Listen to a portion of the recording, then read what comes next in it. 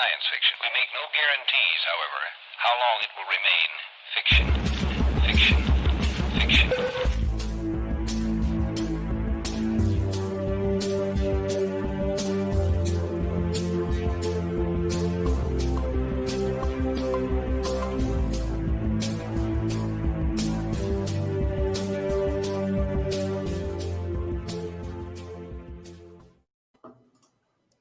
Computational salutations, everybody out there, and welcome to Exofathom, the podcast that dares to explore the outer reaches of human comprehension. I am your host, Nick, and I am always joined by my lovely co-host, Ayla. Hello. Hello. Thank you for joining us yet again.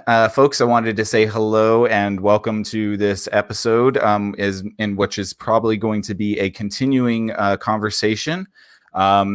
We wanted to welcome our good friend Mike on the podcast. Hey, Mike. Hello. Thanks for joining us, man. Yeah, how's it going?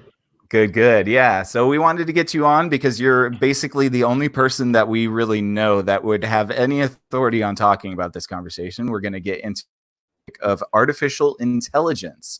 Now, just before we start, I wanted to bring up a little bit of a preamble introduction into the concept, and then we're going to defer to our resident expert here, Mike, to talk about his background in the subject, and then we're going to expound on some interesting concepts that we might be thinking about or other people might be thinking about, and take it from there. This is going to be a conversation that's going to be going on probably at least a few more episodes in the series. So you'll be hearing from Mike a couple more times, at least in the artificial intelligence space. And then we might move on to something weird and get in the weeds. But again, thanks for joining us, Mike.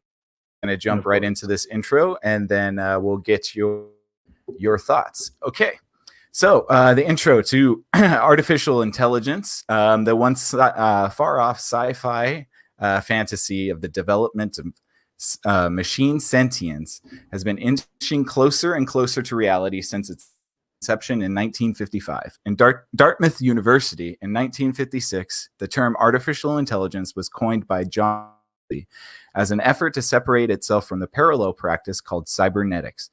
The study of artificial intelligence aimed to cultivate intelligence demonstrated by machines. McCarthy and his team at Dartmouth successfully created programs for machine learning of the game of checkers. 4 years after its development, the machine was able to best most human opponents. They also made programs for the processing of mathematics, and by 1960, the Department of Defense put its resources behind the development of artificial intelligence. This propagated into the worldwide study into the field and spurred a race that most of us are almost completely unaware of. In the midst of the Cold War and the space race, the race for true artificial intelligence was raging below the surface. Over the decades, the concept of machine intelligence has permeated our culture, from the chilling calculations of Kubrick's HAL to the absurdity of Kit's Knight Rider. AI has been a goal for human science for a long time, but should it be? And then I wanted to add here is as we begin to see the threshold for AI in our immediate future, what is next for the human species? Once this omnipotent iPod is switched on, do humans immediately become second-class citizens? To quote Elon Musk, humanity is a sort of bootstrapping for artificial intelligence. Were we always destined to create it? And if so, what does that mean about our current reality? Is AI switched on already? Now, with that little intro, I just slapped that together. And thanks, guys, for listening, because I have really terrible reading skills. And I've told you guys this many times before. I swear I will get better. By episode 1000, I'm going to be reading like David Attenborough, I tell you. But for now, just bear with me. So with that long introduction out of the way, I wanted to welcome Mike again. Mike, thanks for coming on, man. And, we've known each other for quite some time, and I've always been really interested in your particular field of expertise. Although you have many, I would say machine learning and software development is your main focus. Why don't you take it away, Mike, and give us a little bit of your background? Sure. First off, thank you for having me on. This is awesome. So once we start talking about AI, we have to, I guess, kind of step back a little bit, and because AI is kind of like a catch-all or a fashionable term. The way I think about it is intelligent systems, and that's from going to UC Irvine, because machine learning gets very specific, and intelligent systems kind of it's a wide umbrella term for anything from like your Roomba to some of the cutting edge visual recognition stuff that you would see inside of a Tesla, for example. And AI kind of has these connotations of being very scary or spooky in a sense. That's not necessarily not true, but like I just wanted to get those definitions down before getting into it. Certainly. But like I said, went to UC Irvine, studied computer science with a specialization in intelligent systems. Some of the project work I've got to do and work on is like a sentiment analysis of tweaks. So like if you give me a product, I could probably take in a bunch of tweaks about that product and give you some sort of indication whether things are good with respect to public opinion or bad. I've also built search engines. My information retrieval class was actually taught by a hiring manager at Google. That was a little weird, but some very useful knowledge there. Outside of that, I have done some automation work within the entertainment industry and continue my own independent research in the fields of image analysis and sort of picking up on this sentiment analysis and its implications. Awesome. Well, I'm going to pretend like I know half of what you're talking about, but that's part that I've already lost the audience. That's lost me. No, that's the main reason that we wanted to bring you on for sure. Obviously, aside from you being our bud, and we wanted to get you involved, but I know that there's been a very, I would say maybe just an ignorance about machine learning and systems.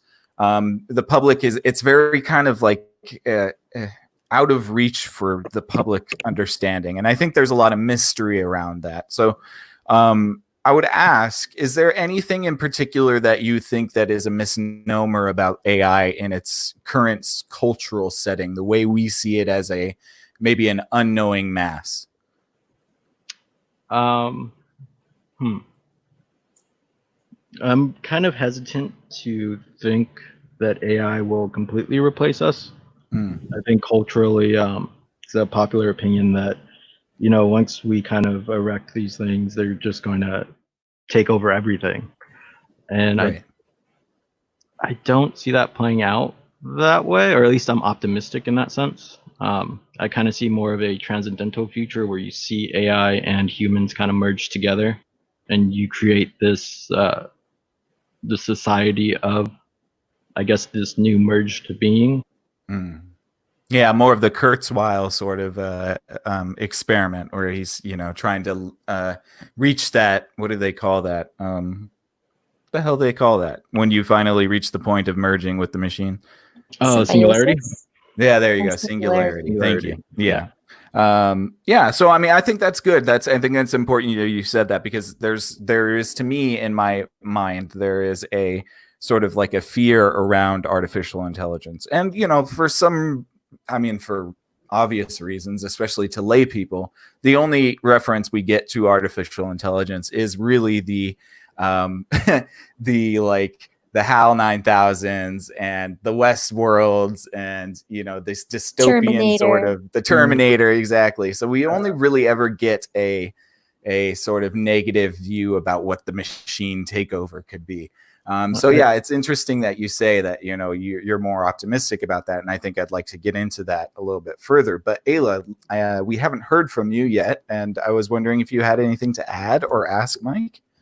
Oh, I was chipping in. I don't know if maybe there's a delay or something, but no, I love where the conversation's headed. And yes, Mike is our bud from forever, but so knowledgeable about all these cool different interfaces between society and the world and technology. But I think that the really cool part is your interest in the arts and philosophy as well. Um, so I would think that when thinking about the future of AI, it's like, how do you hard code art? How do you hard code all that stuff that makes humans humans? I mean, maybe it's easy, but I think like that's kind of where you'll start seeing some of the difference. Maybe. I don't know. I think humans are much more like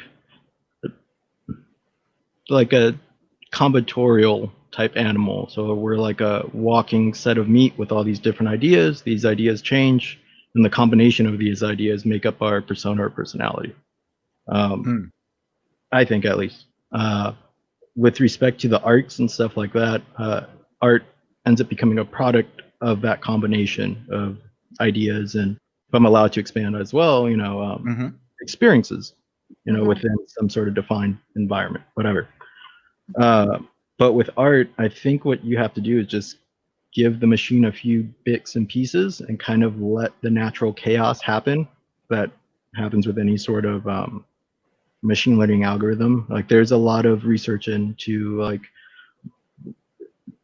what your best optimization methods are. So like essentially with any sort of machine learning algorithm, what you're trying to do is create a function that will give you an output that matches reality. So like if we're playing with stock numbers, I'm going to feed it all these graphs, I'm going to feed it all these articles, and what I'm hoping for is that it can read the right price of Spotify stock. Right. Post or pre Joe Rogan? I'm kidding. That could change, right? But like that would be a good test. That would be a good, a thing to see of how the stock price reacts with the Joe Rogan being added on there, and once he starts airing and stuff like that. Right. But again, going back to the arts, I think you just need to give it these few little pieces. I mean, I'm looking at stuff like OpenAI that I think Elon Musk pushed out to open source, being able to pull that in and like have a machine start to write based off of my own personal writings, and then that API itself. Wait. So you're saying you're working on a book that's partially written by you and partially written by some OpenAI software? No. Theoretically, I totally cool concept, actually. Well, that would be like the first thing I made. That'd be amazing. Sorry. That brings up the question of like if you do create a piece of art that's half written by you and half written by a machine learning algorithm that you wrote, is that still your piece of art? That's a great question. I honestly don't know. I think it depends on if you're the only input for that algorithm, right? I suppose. Maybe. Well, then we get into the deeper philosophies, right? Well, and it gets into like the legal rights of AI, right? Because if it was deemed that you need to split your funds with some entity, machine, yeah, right? Like, where does that go exactly? And then what would the machine spend it on? machine courtesans. And like you could kind of scale up this thinking too of like what would a AI ran movie studio look like? You had all machine learning editors, or all machine learning based editors, all machine learning based writers, directors, the whole thing. What would that look like? And those are like the coolest fever dream ever. Like, I would really pay for a movie that was created by a machine intelligence. Definitely. Could you imagine the Oscars that year if it won an award? Who goes up? And the Oscar goes to IBM's quantum computer. Accepted by Roomba. Yeah. Like a little Roomba buzzes on. Yeah, that'd be awesome. That would be pretty cool, actually. We just like place it on. Yeah. Well, you know what I'd be really interested in hearing is like the first AI rap song. I think those exist. That would be pretty cool too. I'm sure they do. Do they? I think those exist somewhere out there in the wild. Yeah, that's got to be like just an aggregator. No, there's like a Rick Rolled video, but only the AI keeps trying to make the Rick Roll song last forever. And I haven't seen any of Oh that. no! But yeah. It's pretty Oh no! good That sounds terrifying. stuff. Just keep it going and Goodness going gracious. and going forever. 10 hours of just getting Rick Rolled by an AI. Yeah. Well, I mean, since we're Right. talking about the more practical aspects of our artificial intelligence and machine learning, what do you think? Okay, so if we're not looking at the full emergence of this sophisticated system that we think of in our Hollywood minds, what are the most practical uses in the everyday that would be beneficial to humanity for machine learning to interject itself into? It would be great if I could make an AI that would fill out a bunch of job applications. I mean, there's a lot of time Yeah. that goes into that, and it doesn't Wow, seem too that's a far-fetched good to make point. something. Just, I'm thinking of it as far as the from an automation point of view within the field of AI. Yeah. Like I've always had a deep respect and love for Alan Turing's work, Turing machines, finite state machines. You get into automata theory, and I'll just go on about it forever until my knowledge base falls apart. But, Well, I mean, yeah, if you want to get into that, please let me know. oh, dude, let's save it for later. But Okay, got it. I think the more practical uses are going to be stuff that I guess you really don't think about. Like, I wanted to make a little robot that would just go grab me beer from the fridge, but that becomes a complicated thing of like, all right, well, now how do you read the labels? Right. How do you store all that data on board your little robot? Now that little robot has to connect to the internet. So if the internet ever goes down, you can't really use it anymore, which is another Right. another strange thing about AI is that if the electrical infrastructure falls apart, you have nothing. Right. Yeah. Uh, So but, I mean, that's pretty interesting. I like the idea of creating a little machine to get yourself a beer. All of a sudden, like while you're programming, you're getting so deep into the minutia, you have to kind of define what beer is and then what coldness of beer is. You just have to keep getting more and more granular about the definitions of what the act of getting a beer is. Well, and what I loved in that. I'm sorry. I think I didn't mean to interrupt. I apologize. I think No, you're good. Oh no, it's a delay. You're good. I overstepped one thing in as far as how we should be thinking about AI. You can kind of separate any task into one of two things: a regression task, where you're trying to get a single point, like where I was talking about predicting stock prices, and then a classification task, which is like, I just want a cold beer. What does a cold beer? What is that? Right. That you were referring to. Yeah. But yeah, just that little clarification. For Well, sure. that's What were a you going to really- say, Ayla? Well, I was going to say that's a perfect clarifying point, because in the second example where you're just trying to achieve one goal, it just makes me think of like the beginning of a lot of early 90s movies where you would have like classic example, I finally saw Back to the Future. And in the beginning, you have all of his inventions that they like do a pan scroll showing. So it just makes me think like, okay, so you program your AI to get you a beer, but then it's like hot. And so like, you're like, oh, hot beer. So then you program it again and then you want it cold, but then it's like a block of ice. And so I just think it'd be cute to have a little short about an AI programmer trying to just make one simple thing. And how many times the computer messes it up. That would be pretty good. That sounds like a Pixar short for sure. Totally. That's pretty funny. I was gonna add to that, Ayla. What were you saying just before that moment? The Back to the Future pan with all the little robotics. Oh, right. No, I was just gonna add. Isn't it funny that every like '90s and '80s movie, like the scientists always had a Rube Goldberg machine? It was you ever play the game Mousetrap? Yep. Yeah. Where it's just like a thing that sparks another thing that sparks another thing. Like that's all that that Doc Brown's little machine was in the beginning of Back to the Future. It's just a Rube Goldberg machine to feed the dog. That was it. I just love complexity. Like exactly. Simple to do, and we'll make it as complex as possible. Right. Totally. Well, okay, so now we've gotten kind of more into the practicalities of the usage. I think what we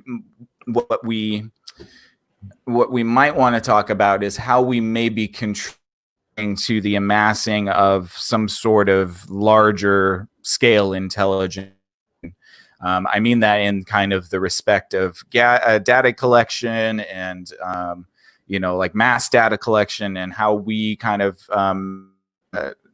tweak algorithms and add to this kind of neural network information that could one day contribute to artificial intelligence. Now, is that something that's founded, Mike, or is that something that's still kind of more science fiction? With massive data collection, building a sentient AI in a way. Well, there's massive data collection already.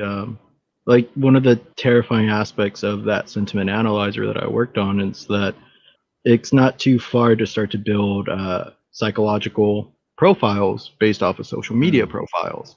Then you feed that into some bigger machine, and like without the hardware of quantum computing, I don't think true sentient AI is achievable. Like I don't think it's achievable with classic computing. Right. I think we need hardware updates, and then depending on the sentience, you could start to play with it. But I think it's like, think of it as like a classic computer being the reptile brain, whereas the quantum computer being the frontal cortex, being the carrying the more cognitive heavy tasks. Totally. And that's where I think it's going. But data collection is already underway by lots of governments and private companies. I'm sure there's persona profiles. I'm sure that advertising agencies know weird psychological things about what you post online. Like all that stuff, I feel like. Do you think that that's something that they do kind of intentionally, or is it just kind of a side effect of? I guess my main question is that, like, if assuming, not assuming, I'm taking your word for it, conventional computing isn't going to bring that sort of doomsday AI into life, but quantum computing could possibly do that.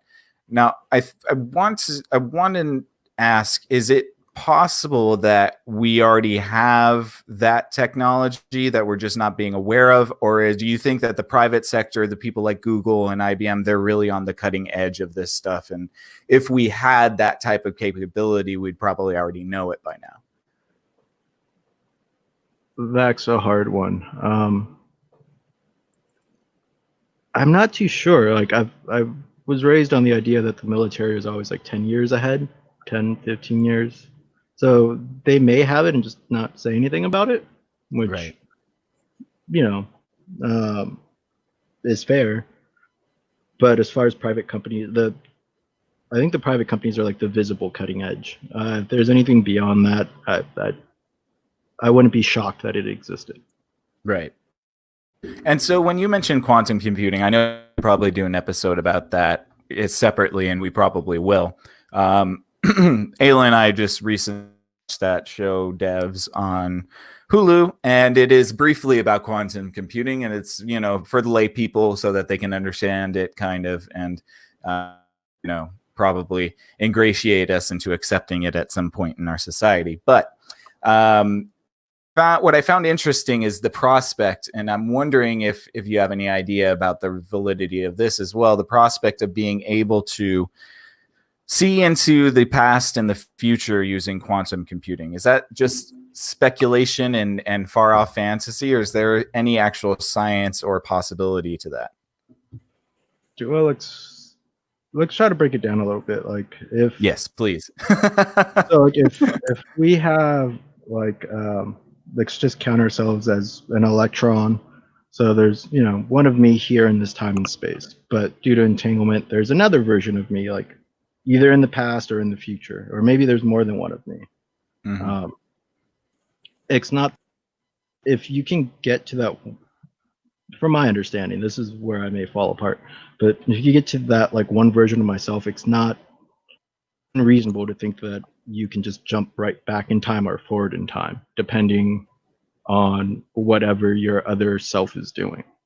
But it's like with respect to quantum mechanics, I think it's such a large event because basically every subatomic particle of you has to be able to move through that space and time. Right. So I just think it's Right. highly unprobabilistic, which is yeah. Interesting. there Yeah. may No, be I mean, validity. I'm sure it's, most of it's science fiction. That's why it's on the telly. But no, I just thought it was kind of interesting that if you have the ability, because I have heard in many articles, and I know that they're trying to use sort of more advanced algorithms and more advanced machine learning to thwart what they call pre-crime. And I know that DOJ just kind of maybe 6 months ago, started some sort of pre-crime initiative. And there's a lot of speculation about, the use of, advanced algorithms and possibly quantum computing in order to, achieve that goal. I think it would be, I think it's a little bit of human beings like hubris to think that any human action is deterministic. I don't think the actions of humans can 100% with 100% probability be like, yep, this person's going to do this thing at that time based off of all of these environmental stimuli, based off of their past experiences and decision making. We have all of the data from this person's whole life. I still think there's always a human chance for you to do something different. To go against perhaps the projection and they actually, interestingly enough, the show devs is about just that. They because they believe the universe is deterministic, then they find out that it's possibly not deterministic, so they rationalize it as well. The multiverse theory takes care of that, because in whatever universe they're looking at that is deterministic, that is just one possibility in the multiverse, and therefore you do kind of also have determinism, and it would seem you would also have free will at the same time. It's kind of a slapdash concept that they put together, but I thought it was kind of interesting, because if you're utilizing quantum computing to go in between dimensions, as little as I understand of that, it might seem as possible to view past from a different dimension entirely, or view the future from a different dimension entirely, maybe not the one you're currently in. Do you think that's possible? I mean, it's just gonna be this whole show is gonna be like my ridiculous thoughts, and then asking, "Do you think that's possible?" It's a great show, Pick man. Mike's brain. I'd listen to that show. No, so here's the thing. I don't have any actual quantum computing experience, right? Like, I'm not at IBM doing IBM things, or I'm not, out there. But theoretically, that idea is still. Like, if you could start to drift through dimensions, then that has to come at some cost, though, right? Just I would assume. From a humanistic point of view, like, that has to come with some sort of mental cost. Oh, yeah, certainly. I think that, I totally believe that. I don't think that we should know things like that. But so, that doesn't stop us from trying. Of course. I mean, I always just... up until very recently, just always did things. Never asked, like, should I do this? Right. Exactly. That'd be Ayla's favorite quote from Jurassic Park, is that your scientists spent all the time thinking about whether they could, and they didn't stop to think whether they should. Exactly. But the quote was more... Well, never mind. I won't correct you. More Jeff Goldblum. That's exactly it. Yeah. Yes. Exactly. By the way, I rewatched Independence Day with Jeff Goldblum. So good. And that movie still holds up.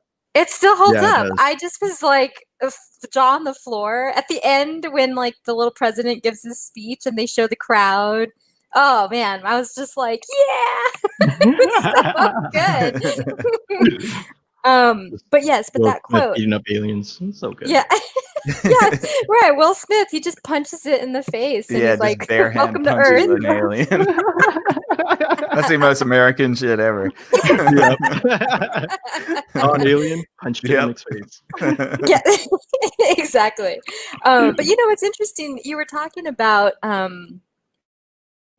guess, the idea of like determinism and coding and things like that, and it made me go back to our conversation in the beginning about the arts, and I wondered, Mike, to what extent does AI programming today take into account randomization in terms of like, you can code for information in the past, but then all of a sudden something's happening now. And so, like you said, humans aren't deterministic. To what extent are we making our AI not deterministic? Or is that the Um, essence of true AI, to have that freeness or something? well, you tend to model these things on like in like probability space, Bayesian space, however technical. Bayesian may not even be the right word. There's Bayesian algorithms, but I don't know if you could talk about a Bayesian space. Anyways, non-determinism is important. Like I think right now where you see biases in algorithms tend to be a little bit algorithms tend to be, I guess, and the inputs tend to be a little bit too deterministic. There's not enough respect for, I guess, the chaotic nature of existence. That's where like you see people talking about algorithms being biased. Like algorithms aren't this wild animal that we discovered. Humans make them. Humans code them. Right. And so they're susceptible to human flaws. Well, and they respond to us, right? They respond to our input. Yeah. Oh God, I'm sorry. I've lost the plot. What was the question? No, it's all good. No, it's good. Really Yeah, no, it's fine. So you're saying how do you make sure that you don't encode determinism into AI and for human variability? I got you. So in machine learning, there is an idea called reinforcement learning, where basically you have a math function that's trying to train your machine, your learner. And so it's through this kind of system of deterministic functions, I guess, that ends up creating this semi-deterministic system. But non-determinism is always respected. Like you always want to either find a state or find a probability that accounts for everything else that may happen.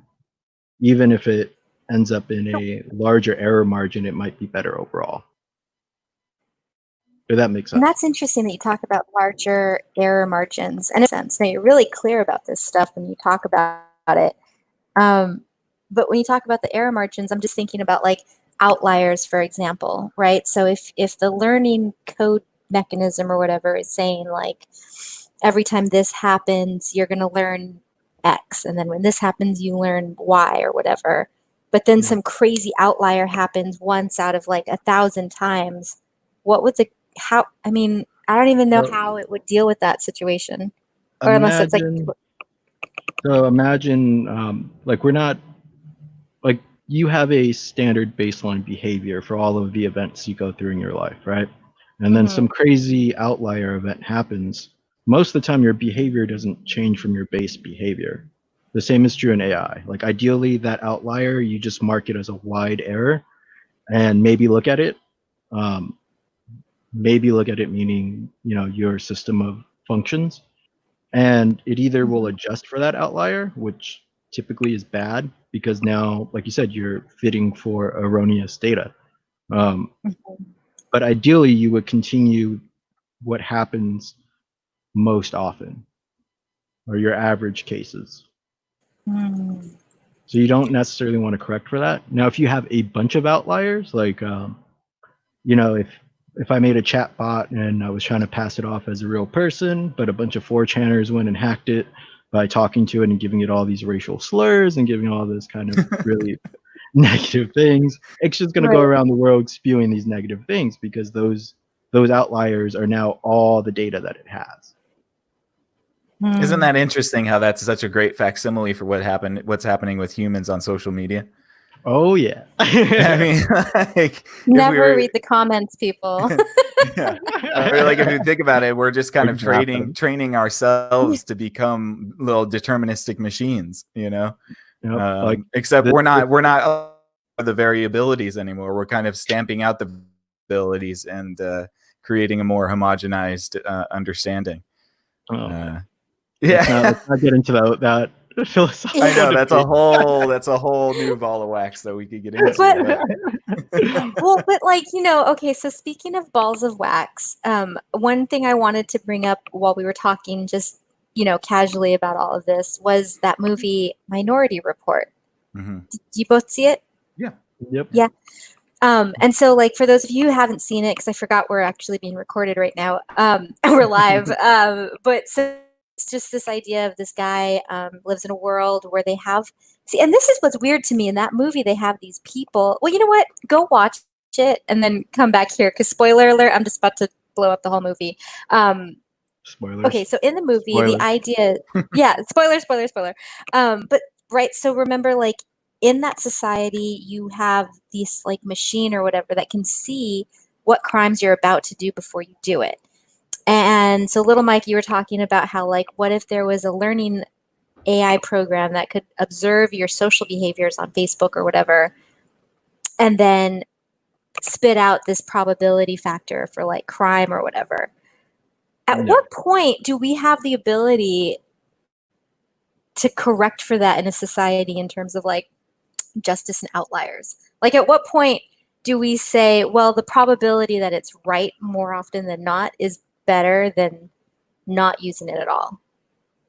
AKA, are we going to be in Minority Report in like 10 years? You're stepping into some dangerous thought territory. It feels like the kind of like future thought that can become an ideology of like these precog machines are always correct.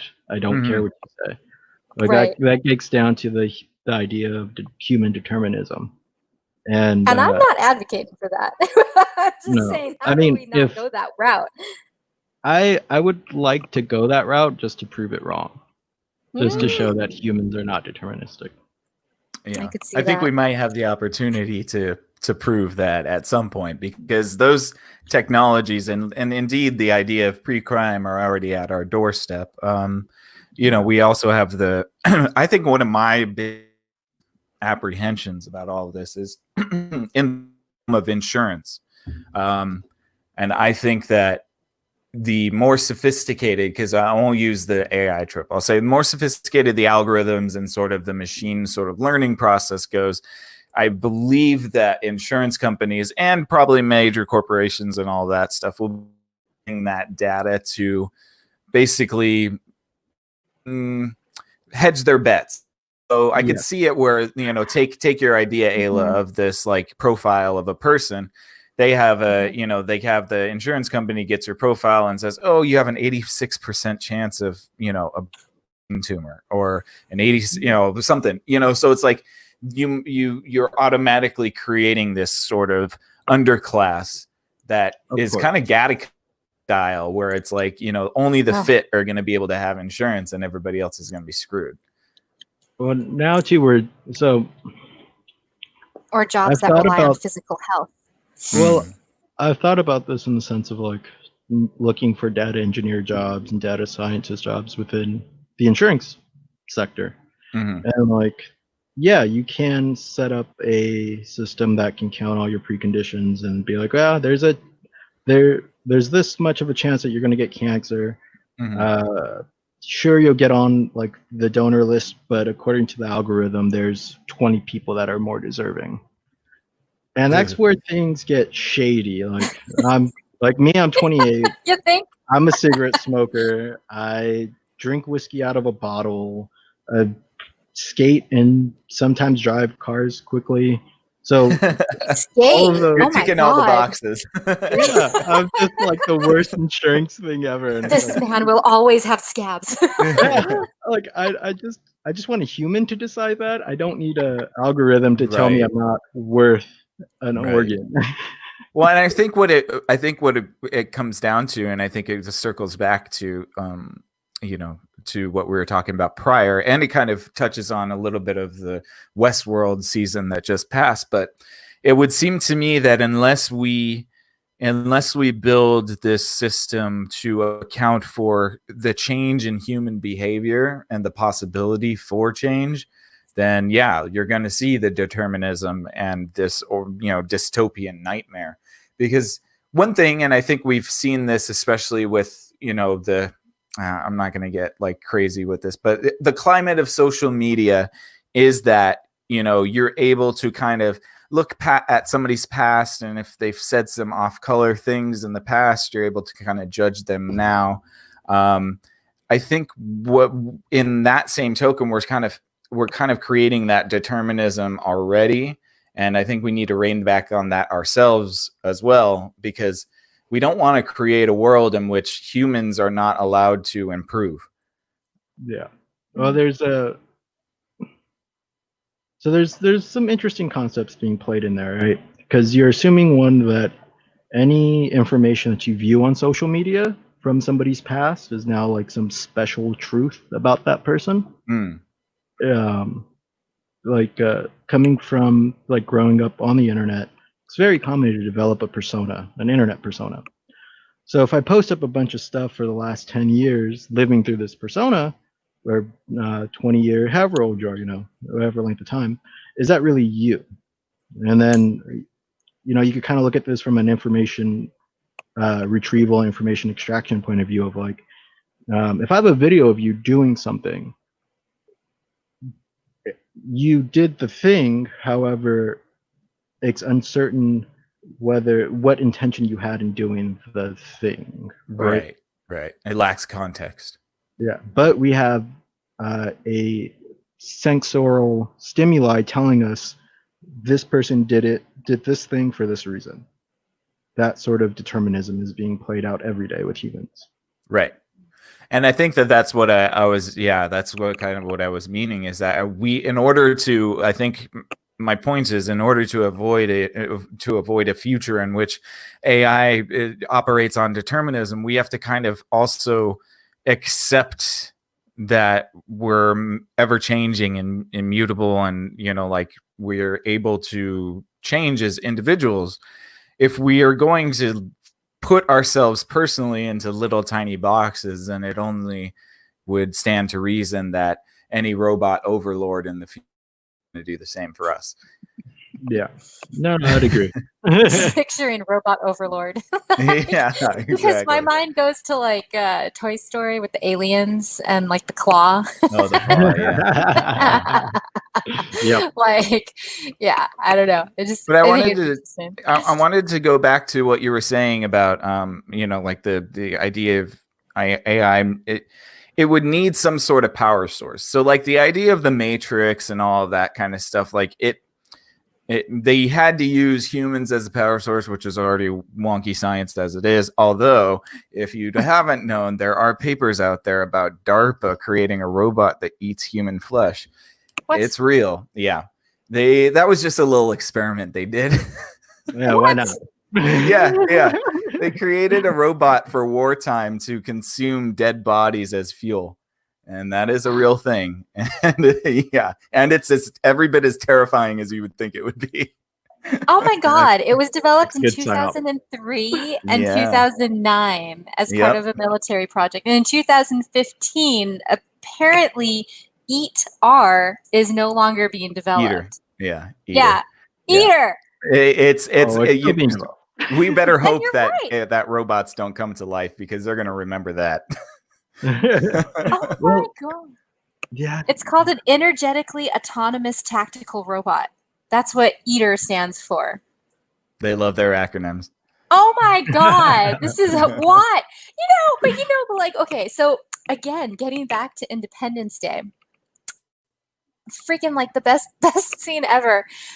When the president discovers that they had Area 51 and there were aliens, and he's like, why didn't anybody tell me about it? And they were asking where the funding came from. And some scientist walks by and goes, you didn't really think that a toilet cost $600, did you? Yeah.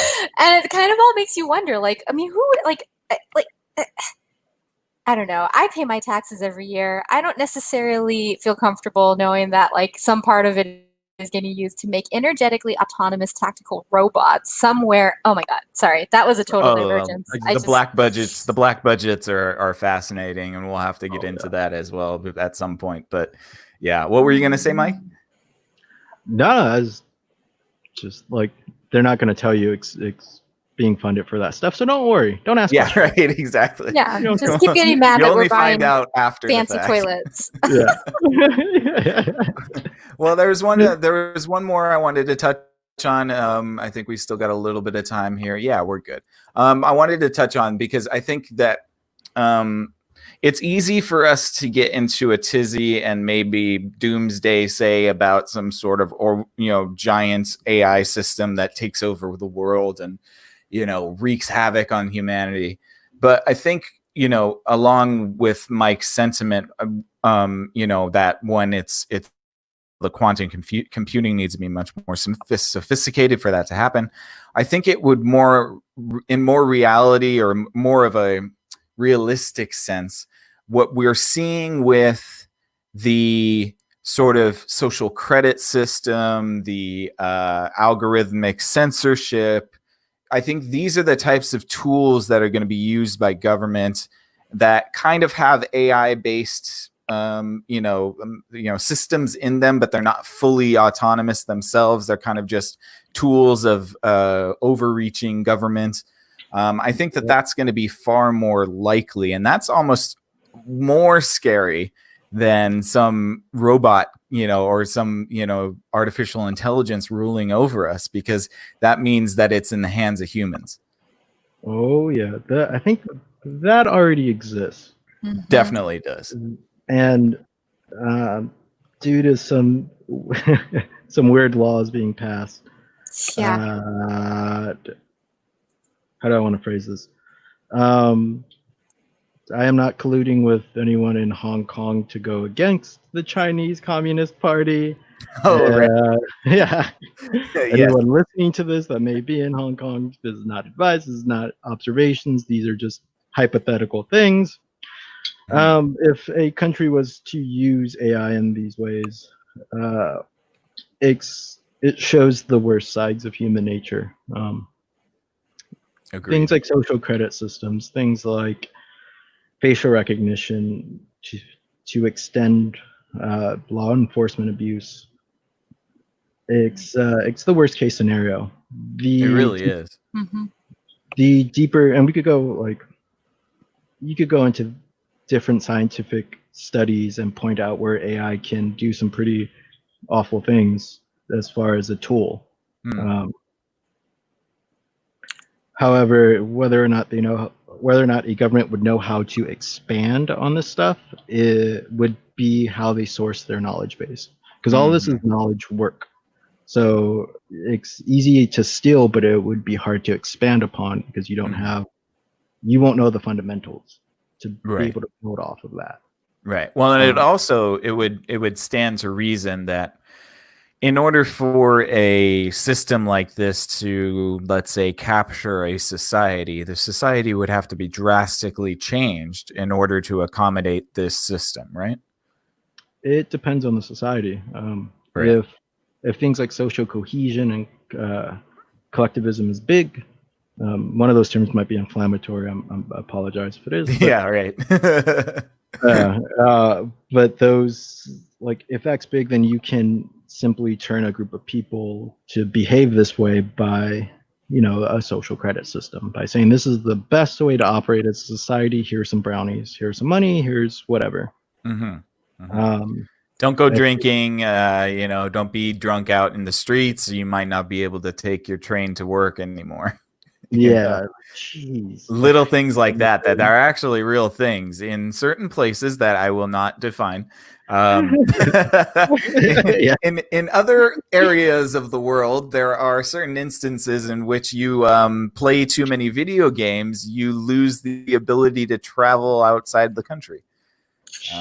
So, like as you said, I think that you're absolutely right. That sort of machine learning and that sort of like on wheels AI can probably bring out the worst in humanity. And I think there is a race to the bottom that a lot of countries are participating in right now to reach this sort of hybridized society in which the ones at the top can control the many through these tools.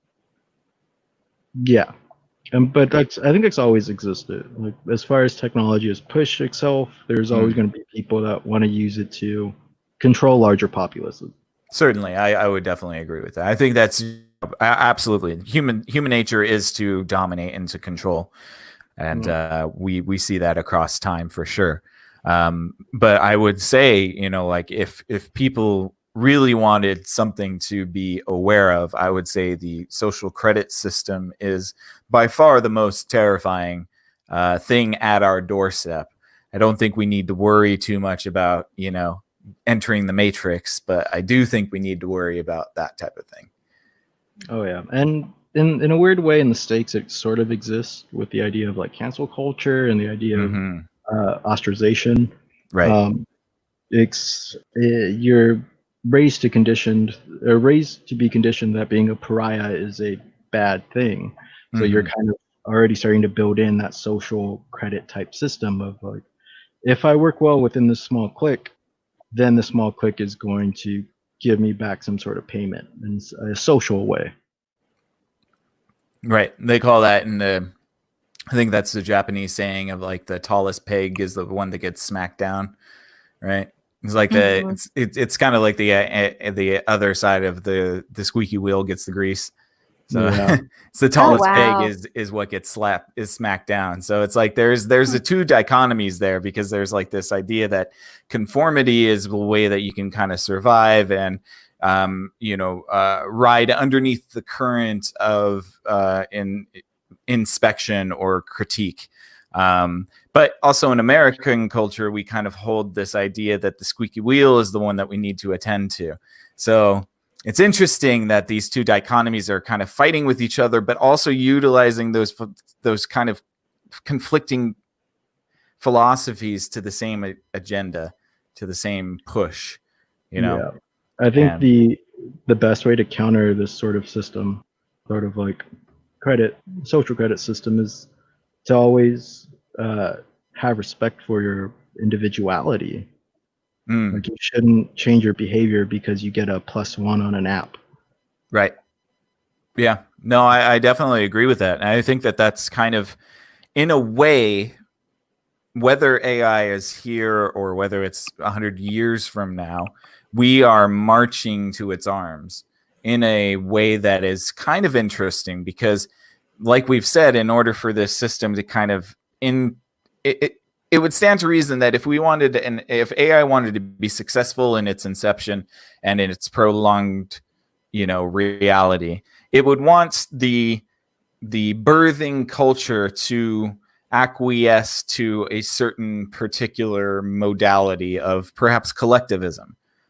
Collectivism is a lot more utilitarian. It's a lot more machine-like. And it would definitely help with society if we collectivized before AI is brought in. Because you're right. I think individuality is one of the things that does kill the algorithm. And Ayla, like you talked about, being the outlier is one of those things that does harm algorithms. Yeah. That sounds like a song. Individuality killed the algorithm. I like it. Yeah, the video killed the radio star of 2020. Totally. Well, let's see. I wanted to get into just a little bit of simulation talk since we have just a little bit more time here. And again, guys, thank you so much for listening to us. We're having a really great time with this conversation, and I hope you guys are too. We're going to be having Mike on many more times, so stay tuned for that. But we got some comments too. Oh, actually. Yeah. Somebody wrote. Someone wrote, "Expand Kanye West 2020 for president." Oh yeah. Yeah. If that's not proof we live in a simulation, then I don't know what is. Who's Kanye's VP? Who is Kanye's VP? That is the good question, right? Elon Musk. Elon Musk already put his weight behind Kanye, so no, he's doing too much. He's trying to get to Mars. And he's South African, so I don't think he can do it. But Kid Cudi, Kanye and Kid Cudi. I could get behind. Cudi. Yeah, you'd mellow him out. Yeah. Yeah. Elon, yeah. Kanye West 2020 is definitely proof that we are living in a simulation, everybody, or that the AI has already taken over and it's just messing with us. Or it's Oh, broken. man. Yeah. It's just sad. Well, I wanted to get into this little bit of thought experiment. Now we've already kind of established with our expert here that no, we're probably not, dealing with AI in the current time. But let's put our tinfoil hats on for a moment and speculate. Is it possible that we're already experiencing AI? I mean, if I would be so mad. if there were a time if there were a time in history, would 2020 not be the best year for the AI to be switched on? I don't I don't know how you would switch it on, though. I mean, like, that's the thing is, at what point did we shift into complete AI automation? I mean, like, if you're starting to wonder, like, maybe our leaders are secretly AI robots. Well, think about it this way. Like, we've or had to something. spend the last 6 months inside. How do we know it hasn't taken over? I mean, that the Eat Our robot's not out there just like consuming anyone that's defying stay-at-home orders, getting rid of the outliers to improve its functioning down the road. I don't know, Well, man. that's I what was just don't chasing me yesterday. Yeah. No, but I mean, if you think about it, okay, just come along with me on this trip, and I know that it's going to be out there, but if you think about it, what have we been doing this past 6 months? Being on our computers nonstop, spending very little time in the third density, spending most of our time on the internet figuring out information. Wouldn't it be perfect time for an AI to start manipulating the populace when it has a captive audience? I would, if I was an AI, I would use it to collect data at this time because it's definitely a spike in internet usage, spiking in everything, right? And you're finding out far more about people than you would otherwise because it's the only thing that they can do. So if it did get switched on, it's in its perception step of like just perceiving all this human ran data coming in. Right. Absolutely. No, I think that's probably correct. And, to expound a little bit more, I think that there has been I don't know if I can 100% validate this, but there was talk, at least at one point, about the ability to create an algorithm that pumps out news, or at least news topics. I don't know. I'll have to do a little bit more digging, and maybe I can bring that up in our next episode about this. But I think it made me kind of think of the concept, especially since we've been spending most of our time on the internet looking at preposterous news stories for the past 6 months. If AI is not this omnipotent thing, pulling all the strings, it might be interesting to look at the possibility that a lot of the news that we're consuming right now is artificially made. Oh, I wouldn't be shocked. I mean, just from a production point of view, it's easier, right? Like, if I have one script for all of these stations that no human had to write, why not?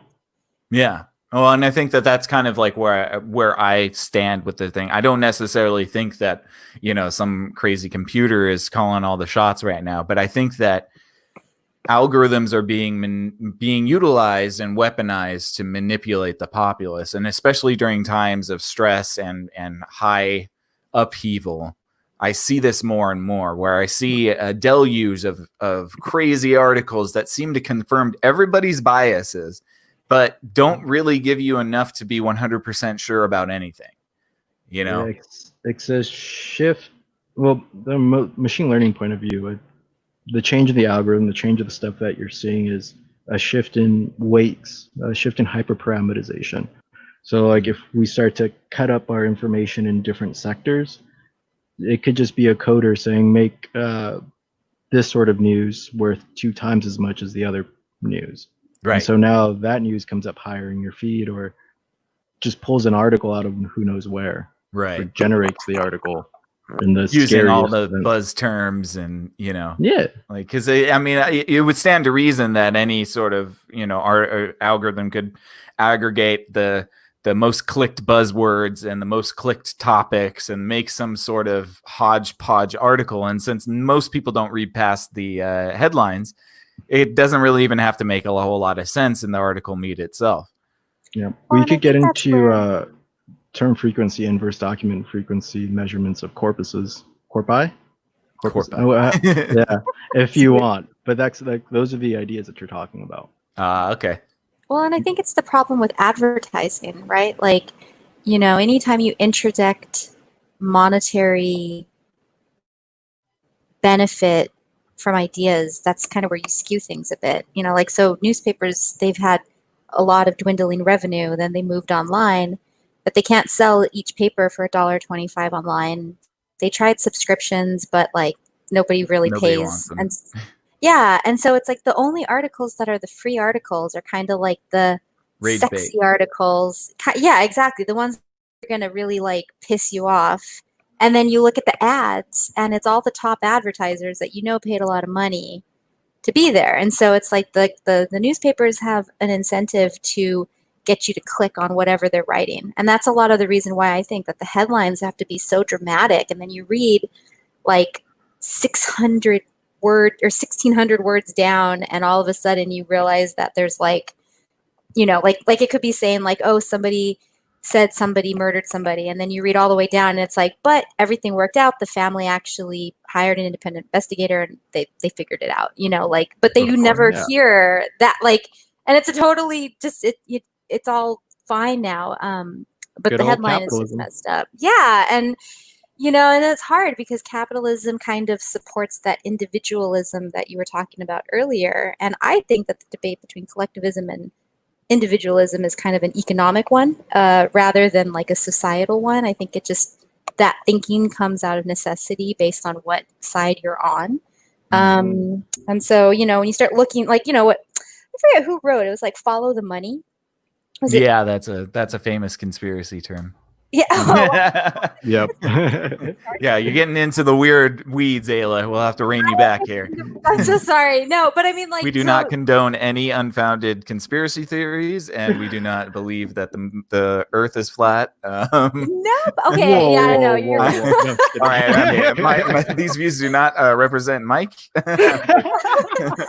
it was as simple as like there's like some kind of like flood that just happened in Newport Beach, right? And the headline made it seem like it was a tsunami.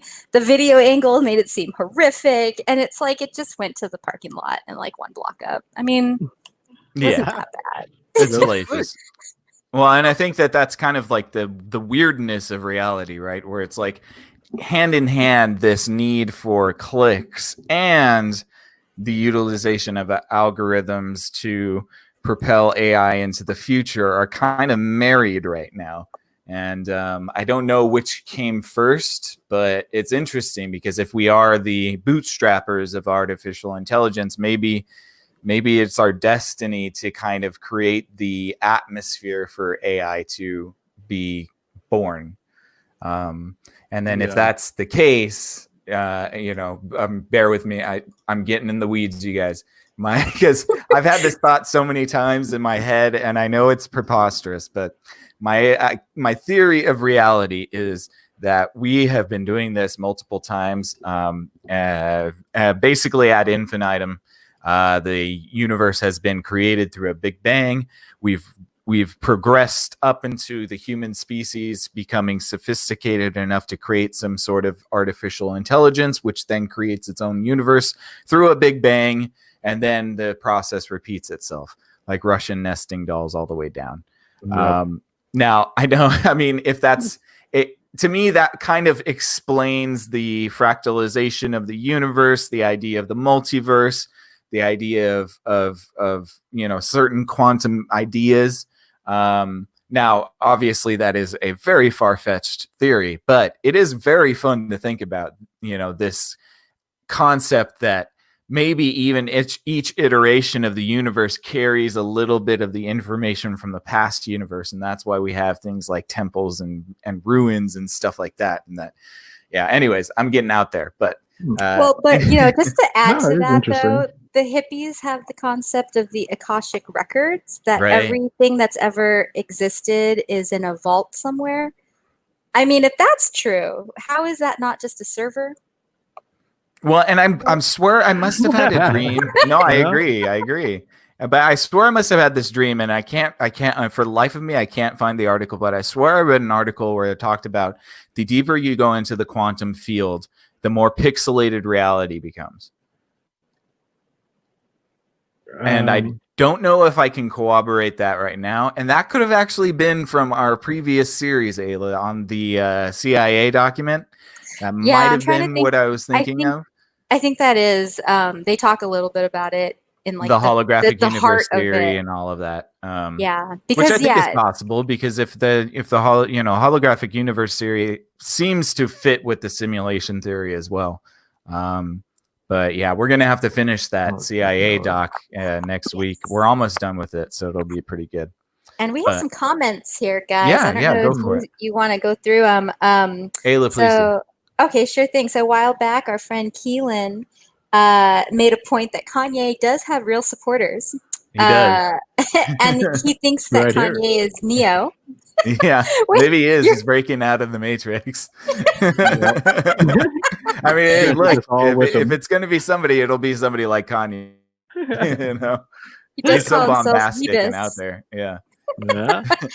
And he adds, maybe creating essential back doors for later moves. I think that was in reaction to some of the social credit stuff that we were talking about, Right. maybe. Yeah. And that's actually really an interesting thing to say too, because I remember there was some controversy about the iPhone updates and how it had supposedly the COVID tracking. Yeah, which it doesn't have it. It just has the language. So if you download the app will work. But But I don't know. There was a lot of like people that said during the most recent update they have it running in the background. They had to turn it off. Oh, So, really? Yeah. You're already being tracked, though. Oh, certainly. Yeah. But but I don't like that argument that much, because I'm like, okay, well, yeah, but I don't care. I don't want more tracking. Yeah, I do not consent to being tracked. Yeah, exactly. And it just shows like how much we've like the frog in the boiling pot idea, where like if you put a frog in a boiling pot, it'll jump out right away. But if you put it in cold water and you slowly light it on fire, it's gonna like just sit there and die. Back like maybe 10 years ago, U2 released an album and they gave it to all iTunes subscribers for free. And suddenly everyone in the morning woke up and they had this U2 album on their phone and people were pissed. I remember this was like vitriol for like 2-3 weeks, months. People hated it. U2 had to apologize and you'd remove it. And now, like when you start looking at all the stuff that happens, almost it feels like a daily basis. You're getting these articles that come up about weird oversteps by private companies or government. And there's like no voices at all about it. Like, I think that's kind of interesting. Yeah, I mean, it's technology's moving too fast. Yeah, and our legal system really just doesn't even have the language to address the nuances that can happen when you're coding these systems or implementing them, I would say. I think that's why we need a digital bill of rights. Yeah. Oh yeah. I think 100%. We need a digital bill of rights, everyone. That's if a what corporation Digital Bill of Rights 2020. There we go. Kanye, run that on your platform. Yeah, exactly. Kanye, you run that platform, and I'm behind you, buddy. Oh my God. Oh, man. All right. Well, I think that's going to wrap up our conversation. Mike, do you have anything you want to add before we wrap this up?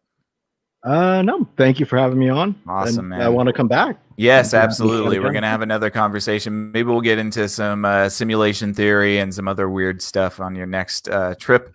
We'll probably be having Mike back on next week. I think Ayla and I are going to work on finishing the last of the CIA documents on Friday. There's only 4 more pages. We're almost done.